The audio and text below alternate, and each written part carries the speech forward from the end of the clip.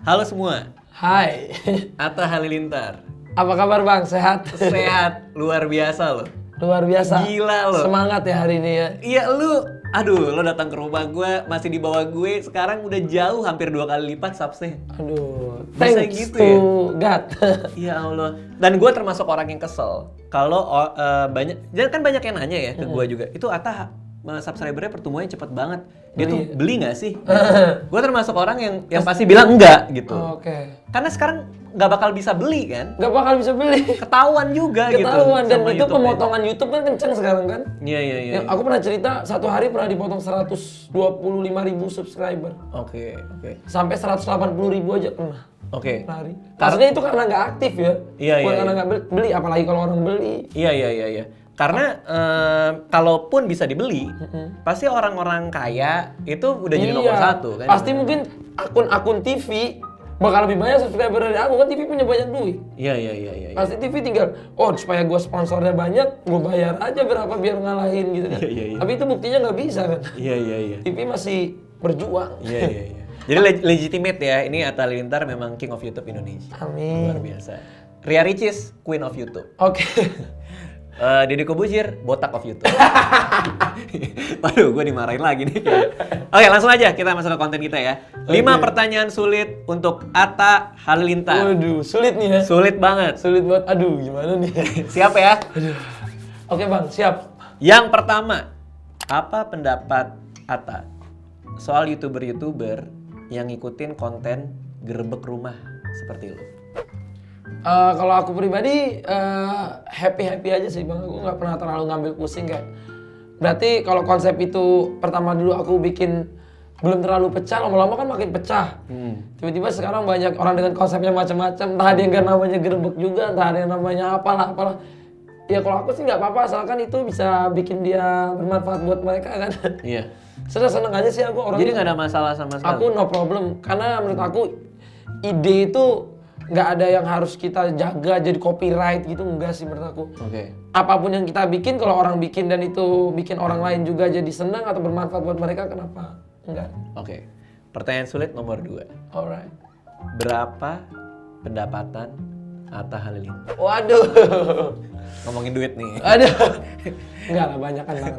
Ya, kalau kita lihat kan Atta Halilintar beli BMW i8, main ke rumah Raffi, pulang bawa S-Class. Ini pasti duitnya banyak. Berapa pendapatannya? Cukup lah Bang, cukup. Cukup buat makan, buat minum. Cukup buat beli BMW i8. Cukup Bang. Pokoknya intinya cukup lah. Cukup buat gaji karyawan. Cukup buat bikin toko tiap bulan. Itu mah nggak cukup. Itu mah berlebihan. Kan bikin toko biar buka lapangan kerja lagi Bang. Tiap bulan. Tapi lu pasti nggak nyangka ya dengan semua ini ya. Maksudnya iya sih, gue juga sebenarnya nggak terlalu bukan gak nyangka, gue kayak malah kelihatannya kayak tadinya itu ini impossible gitu gue sampai di titik ini gitu kan. Target gue aja akhir tahun kemarin tuh cuma 5 juta subscriber. akhir tahun kemarin. Tahu-tahu 8, udah mau ke 9, itu menurut gue sih luar biasa ya untuk gue. Benar-benar running itu dari awal, dan gue tiba-tiba punya banyak teman-teman hebat dan punya banyak penonton dari kalangan-kalangan, entah itu pejabat, entah itu polisi. Lo ke luar negeri aja pada minta foto sama lo? Iya. Gue ngeliat di mana gitu ya, lo lagi ke luar negeri deh. Yang Uzbek itu ya? Jadi ternyata di sana itu entah itu TKI, entah itu orang-orang sana ada aja yang nonton gitu. Oh gitu. Tapi yang gue lihat, yang gue punya aneh nih Bang, gue punya cerita aneh. Jadi gue diundang ke penjara, ya kan? Gue bilang gini, Bang, emang orang-orang penjara nonton YouTube? Dia bilang, ini sampai ketua lapasnya itu tiap hari nobar Atta Halilintar. Yang bener. Iya, gue bilang, jadi gue datang ke sana, ntar gak enak lah sama maksudnya penghuni lapas tuh kayak orang-orang yang di penjaranya gitu kan. Iya. Jangan kan gitu, katanya. Orang-orang yang dalam penjara aja juga nonton lu, etim juga kan. Gue bingung, udah penjaganya, polisi-polisinya penonton YouTube, yang kriminalitasnya penonton YouTube gue, jadi mereka bersahabat untuk gara-gara video gue. Penjara di mana? Ada yang di Tangerang, ada yang di Kalimantan. Itu jadi udah jadi pembahasan dalam penjara, Bang. Jangan-jangan baju tahanannya AHA lagi. Jangan-jangan kan. AHA kan gitu bisa juga. Jadi maksud gue tuh sampai segitunya gitu loh. Jadi pengaruhnya video YouTube itu bukan hanya sekarang sampai Palu, sampai pelosok-pelosok yang sinyal TV nggak ada. Jadi gue yakin banget sekarang penonton YouTube itu dahsyat. Iya. Sampai penjara-penjara aja. Maksudnya orang-orang dapat berita-beritanya sampai ke sana, sampai pengen orang-orang penjara aja, sampai kalau bisa request gue datang ke sana kan. Iya. Berarti orang kriminalitas kan bisa jagain gue. Orang kriminalitas. Juga jagain gue. Iya. Nah, ini lo boleh marah sama gue ya. Tapi waktu lo bikin AHA segala macam, gue pikir ya udahlah, mungkin pangsa pasar lo tuh yang demografinya anak-anak SD, SMA gitu. Ini pendapat gue pada saat itu. Nah, tapi kemarin gue main ke Pacific Place, ada anak pakai tas LV, bajunya AHA. Iya. Ternyata apa? Ini emang dari awal demografinya emang juga orang-orang yang ternyata high class juga atau gimana karena gitu? AHA itu, jadi aku memang kayak, ini aku bukan mau nyebut brand ya, kayak Supreme lah. Supreme ya. Supreme, Off-White. Aku memang beli barang-barang itu bukan buat aku pakai, aku pelajarin jahitannya, bahannya, sablonnya. Aku bilang aku pengen bikin kualitasnya kayak gitu, tapi gimana caranya kalau mereka jualnya 5 juta sampai 15 juta, kaos aja ada yang dijual 10 juta.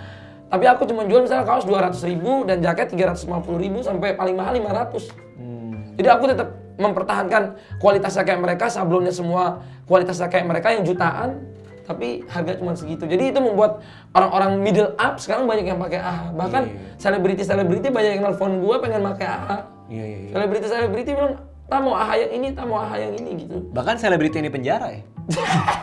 Beda. Kan nyambung. Iya. Beda. Oke, kita lanjut ya. Tapi kalau di penjara orang pakai AHA lucu juga ya. Iya kan? Jadi baju tahanan. Oke, kita lanjut pertanyaan sulit ya. Pertanyaan sulit nomor 3. Apa kriteria Atta Halilintar untuk mencari seorang pacar? Sebenarnya gue pernah cerita, nggak bisa dipungkir laki-laki pasti pilihnya yang cantik, ya kan? Kayak Bang Radit kan istrinya cantik, ya kan? Nggak mungkin laki-laki pilihnya nggak cantik gitu kan? Normal laki-laki pasti nilai fisiknya, tapi pengen juga cantik hatinya gitu loh Bang. Yang kalau misalnya aku dekat sama dia bukannya malah ngebatas-batasin pekerjaan aku atau ngejar mimpi-mimpi aku, tapi malah bikin makin ngebus gitu loh. Jadi dulu kayak gitu.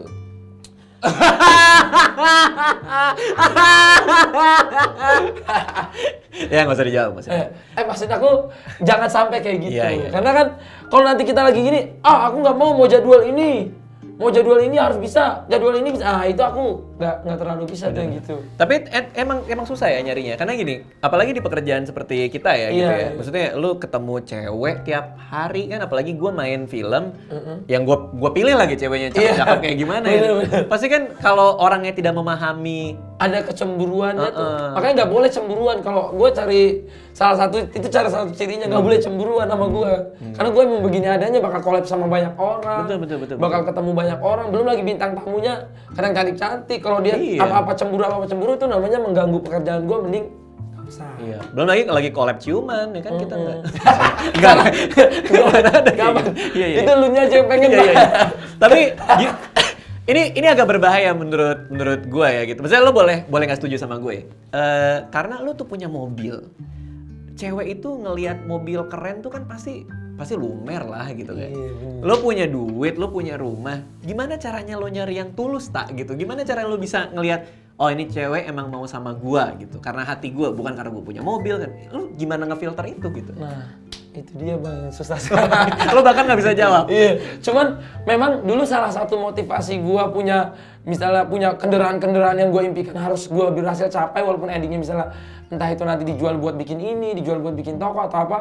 Itu motivasinya dulu tuh gua kalau deket sama cewek selalu kalah sama yang lebih. Iya. Jadi waktu gua naik motor, naik Vespa, kalah sama yang punya Jazz. Oh, ini cowok lain maksudnya? Cowok lain. Jadi tuh gua kalah. Ntar gua punya misalnya dia sama gua kayak gini, toto datang cowok naik Pajero, dia pindah. Jadi kebanyakan cewek itu normalinya tuh bisa dibilang gitu.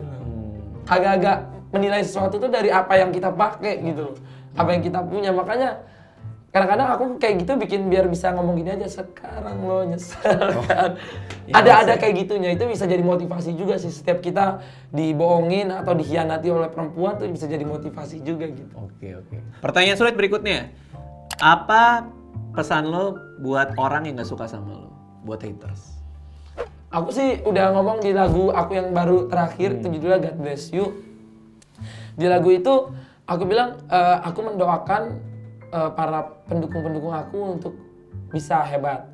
Tapi aku mendoakan juga semua orang yang membenci aku, buktikanlah kalau kamu bisa lebih dari aku, dan aku tunggu kamu semua di garis finish. Wih, jadi justru lo nantangin dong berarti? Berarti menurut gue, tapi gue doain mereka semua. Maksudnya jangan ngomong doang, kalau mereka memang menurut mereka lebih baik dari aku, mereka lebih benar, mereka lebih sempurna, mungkin aku banyak salah, aku banyak dosa, mereka yang maha sempurna, netizen maha sempurna, mereka bisa buktiin ke aku kalau mereka lebih baik. Oke. Dan aku doain untuk itu, bukan aku bilang hancur lu, hancur, enggak. Doain semoga, aku kalau lagi beribadah gue bilang, Tuhan, semoga semua pendukung-pendukung aku yang membenci aku semuanya bisa berhasil dan sukses melebihi aku. Aku doain gitu. Pernah nggak lo ketemu haters? Maksudnya di depan muka lo dia bilang, gue tuh nggak suka sama lo gitu. Sampai sekarang tuh aku sering sih kayak sering nantangin gitu, kayak lagi di acara misalnya gue bilang, kalau haters maju dong gitu. Tapi nggak ada yang maju. Nggak ada. Jadi kebanyakan malah orang-orang yang ketemu itu mereka sebenarnya fans gitu. Kalau haters tuh kebanyakan cupu. Kan kalau kita lihat komen-komen yang nge-hate tuh, kalau kita lihat akunnya, entah itu di private, entah itu fake account, entah itu kadang-kadang gue lihat oke ada fotonya, tapi bener-bener orang yang aduh kalau dilihat tuh gak pantas dia ngomong gitu. Iya. Gak pantas. Kayaknya hidup lo lebih susah deh. Kasarnya Jadi gitu kayak ya. bilang, lu kayak gitu aja udah ngerasa sukses. Oke, aku pencet Instagramnya. Terus? Lihat dalamnya. Ya, iya aja masih, aduh kalau diceritain aku kayak kasihan gitu. Iya. Maksudnya nggak cocok gitu. Iya. Jadi, Maksudnya energinya daripada dipakai buat kebenci gue, lo pakai buat memperbaiki diri lo. iya, perbaiki dulu diri lo. Karena yang aku ketemu kalau orang-orang hebat tuh jarang yang menyebar kebencian gitu. Makanya aku suka banget sama quote, haters never win and winners never hate. Oh iya. Jadi lo nggak pernah nge-hate orang? Sekarang gue malah pengen sebanyak-banyaknya cinta sama orang lain. Iya. Even haters gue sendiri gitu. Pertanyaan sulit yang terakhir. Kemarin Sai kesini, saya. Oh iya. Terus Adiknya Om Deddy ya? bukan. Bukan. Bukan. Ngobrol sama gue, terus dia nyundul tembok. Bukan. Yang Udah mana otak, nih? Bukan. Yang mana? Saya anaknya baik ternyata. Karena kan gue kalau ngelihat videonya itu kayaknya dia sengak banget Gangster gitu kan. gitu ya? Iya. Nggak taunya baik banget orangnya. Terus ngobrol sama gue. Kebetulan nyokap lo juga datang gitu kan. Adik-adik lo juga semua datang ngobrol sama gue. Rame dong rumahnya. Rame banget. Rusuh banget. Ada yang pecah-pecah, ada yang Enggak, paling ada yang kebakaran. kebakaran. Kucing gua satu. Nah, yang menarik adalah di sela-sela gue ngobrol sama Sai, gue mendapatkan fakta bahwa dulu itu Sai adalah yang subscribernya paling banyak di keluarga Halilintar. Oh iya benar. Ya kan? Terus lu tiba-tiba bisa ngelewatin Sai. Nah, menurut lo apa sih yang lo lakukan, tapi Sai tidak lakukan padahal di keluarga yang sama dan dia start lebih awal? Iya. Saya start lebih awal, video dia juga lebih bagus. Editingnya lebih bagus. Tapi yang gua kejar tuh adalah apa yang penonton mau. Karena gini Bang, kalau di Indonesia itu kan rakyatnya banyak. Nggak semua orang suka misalnya, oh lu bikinnya keren tapi lama. Misalnya lu bikin satu mahakarya yang keren, tapi bikinnya lama. Tapi itu menurut aku, dia nggak akan memuaskan orang-orang yang pengen nonton tuh tiap hari. Kan orang megang handphone tiap hari. Kalau misalnya orang uploadnya 2 minggu sekali, atau seminggu sekali, atau bahkan sebulan sekali, dia akan kalah sama orang yang upload tiap hari. Jadi menurut aku, perbedaannya aku kerja lebih kerasnya di upload tiap hari sih. Kenapa aku bisa ngalahin dia, dan aku bikin ide-ide yang ya mungkin dia nggak bikin. Kayak, oke, aku bilang gini, oke aku udah, kalau di editing aku kalah sama dia, karena dia lebih belajar banget, lebih ngulik. Kalau waktu itu aku masih dagang. Jadi kalau aku pasti bikin videonya simple, ngedit sendiri, megang video masih sendiri, yang aku harus bikin adalah sesuatu yang berbeda dari dia, yaitu adalah kuantitas sama konten yang beragam. Kalau saya kan orang tahu kontennya kayak gitu dulu ya, unboxing, ini itu gitu. Kalau aku tuh beragam, kadang review mobil, kadang ini gitu. Jadi lebih beragam dan continuity-nya aku lebih banyak gitu. Terus personalitinya lo develop juga dengan lo ngomong di depan kamera yang Iya. segala Kalau saya mungkin personality-nya dia lebih cuek, songong, kelihatan sedikit sombong. Kalau aslinya enggak kan? aslinya baik banget. Aslinya baik banget tapi karakternya gitu mungkin. Dia kayak Om Deddy lah. Oke. Kalau aku tuh karakternya lebih kayak semangat aja, full spirit gitu kayak lebih semangat. Kenapa aku bilang ini? Yo itu enggak. Aku bilang kalau aku buka channel misalnya, "Hai guys, ini mau gini." Orang penonton aku tuh nggak bisa makan itu gitu. Iya. Itu gua banget itu tadi. Hai semuanya. Iya gua kan gitu. Abang gitu ya? Iya. Tapi penonton abang udah ada yang kayak gitu kan? Ada Karena abang kan, lucu. semua orang punya ininya sendiri. Iya, kalau gua kayak gitu garing, hai bang, nggak lucu gua. Iya. Kalau beda-beda lah, Iya. senjatanya beda-beda. Jadi gua lebih ke energik dan lebih kayak banting-bantingan lah, banting tulang lah pagi bikin konten. Makanya suaranya gini ya. Iya. Gua tahu itu orang udah gede banget ketika circle gua sendiri tuh suka sama orang itu. Dan tadi pas Atta datang ke rumah, pacarnya Edgar ya, Shanin, itu dari kemarin udah minta foto bareng. Jadi dia sengaja datang dari jam 11 nungguin elu. Yang tadi foto Edgar, di maaf sofa. ya, jangan cemburu ya sama aku ya. Aku nggak godain nggak. Cuman gandeng aja tadi. Enggak. Edgar, hati-hati lu. Terus tadi kan bercanda.